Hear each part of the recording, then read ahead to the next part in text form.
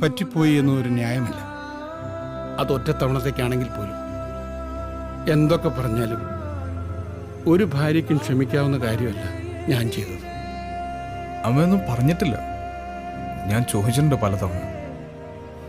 You have the best mother Ajay.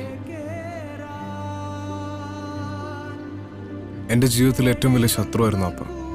കൈപിടിച്ച് നടത്താനും കളിക്കാനും യാത്ര കൊണ്ടുപോകാനും ഒന്നിനും എൻ്റെ കൂടെ ഇല്ലാത്ത എൻ്റെ zone enemy. I have missed you a lot. പണം ഉണ്ടാക്കിയിട്ടുണ്ട്, തറക്കേടില്ലാത്ത പേരും ഉണ്ടാക്കിയിട്ടുണ്ട്. എനിക്ക് അസുഖമാണെന്ന് അറിഞ്ഞപ്പോൾ സ്വന്തം ഫാമിലിയെ വിട്ട് മാസങ്ങളോളം എൻ്റെ കൂടെ താമസിച്ച രവിയുണ്ട്. കാലങ്ങളായി എപ്പോഴും കൂടെയുള്ള ഫിലിപ്പുണ്ട്. പക്ഷെ അതിൻ്റെ അർത്ഥം കഴിഞ്ഞ 14 വർഷം ഞാൻ സുഖമായി ജീവിച്ചു എന്നല്ല. നിനക്ക് പകരമായിട്ടില്ലാരും ഒന്നും.